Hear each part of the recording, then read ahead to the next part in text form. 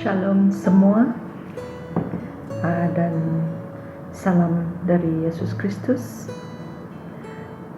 Dalam episod kali ini, saya ingin berkongsikan pengalaman saya melayani anak-anak kecil di Tadika ataupun di Taska.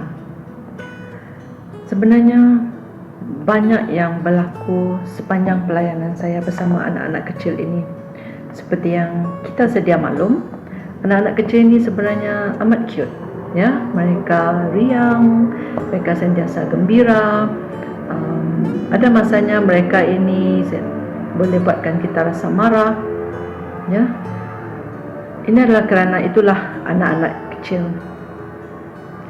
Jadi apa yang pastinya adalah banyak yang saya telah belajar dari melayani anak-anak kecil ini. Saya telah banyak belajar untuk bersabar, menyayangi, memaafi, dan menjadi pendengar, listening ear. Ya, kerana ini adalah perangai-perangai yang ada dalam anak-anak kecil yang saya telah belajar dari mereka sendiri. Ya, sebenarnya anak-anak kecil ini suka bercerita. Ya, mereka suka bercerita dan juga mereka suka mendengar cerita. Dalam part yang bercerita ni, kalau mereka mengalami sesuatu yang membuatkan mereka rasa gembira, mereka akan datang kepada saya ataupun guru-guru lain ataupun pada rakan-rakan mereka. Mereka akan berkongsi. Seperti yang saya pernah alami, mereka akan datang, sister, you know what happened to me yesterday? You know what happened to me and my mommy yesterday? I go this place, I go this, I saw this. Mereka akan bercerita. Jadi kadang-kadang mereka akan bercerita non-stop, tidak berhenti-henti, sehingga saya rasa annoyed. Bukan annoyed saja, merasa bosan juga mendengar cerita mereka. Tapi di samping itu, di sebaliknya ada juga kegembiraannya. Ya, so mereka akan sentiasa bercerita. Bila melihat keadaan ini, kerana mereka suka bercerita, telah mengajar saya untuk menjadi pendengar yang setia kepada mereka. So, mereka sangat gembira apabila saya ataupun guru-guru lain mendengar atau menjadi listening ear kepada cerita mereka. Ya, kanak-kanak juga suka mendengar cerita. Jadi itu adalah sebahagian daripada pembelajaran kami di sekolah untuk anak-anak ini. Jadi kami akan bercerita, mereka juga akan menjadi pendengar yang setia. Selepas bercerita, kami akan bertanya kepada mereka apa respon mereka, apa yang mereka faham, apa yang mereka lihat daripada buku cerita itu. Yang pastinya mereka akan memberi respon mengikut idea dan pendapat mereka sendiri.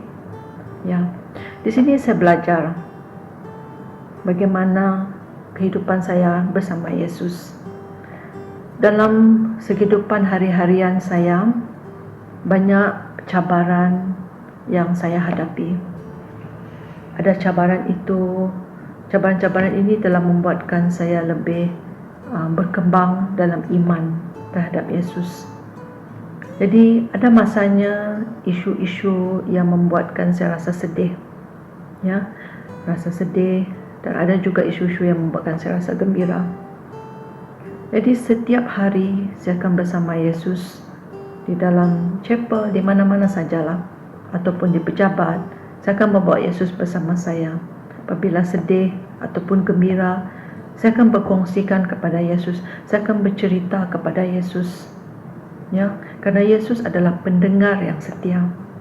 Seperti kami seorang guru, kami juga adalah telah dilatih untuk menjadi pendengar yang setia kepada anak-anak, kepada setiap cerita mereka. Seperti anak-anak juga adalah pendengar yang setia kepada cerita yang kami sampaikan kepada mereka. Begitu juga Yesus.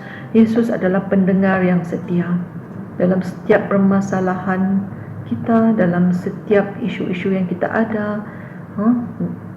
Jadi luahkan segalanya kepada Yesus. Bukan saja cerita sedih, tapi juga cerita gembira kita boleh kongsikan bersama Yesus. Karena Yesus pasti akan respon.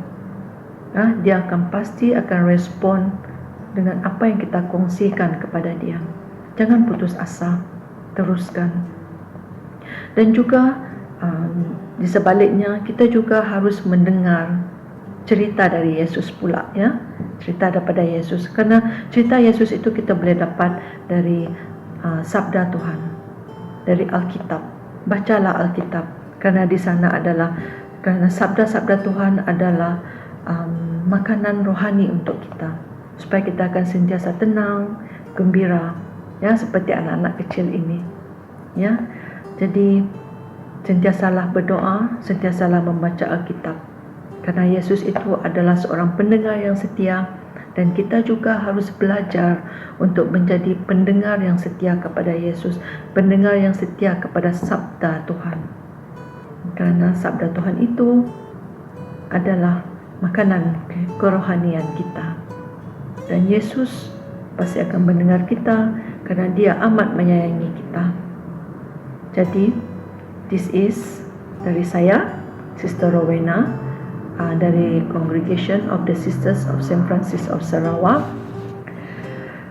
Serving you laksa for our jiwa. Selamat menjamu selera. Happy eating, holy eating. Bye. Shalom.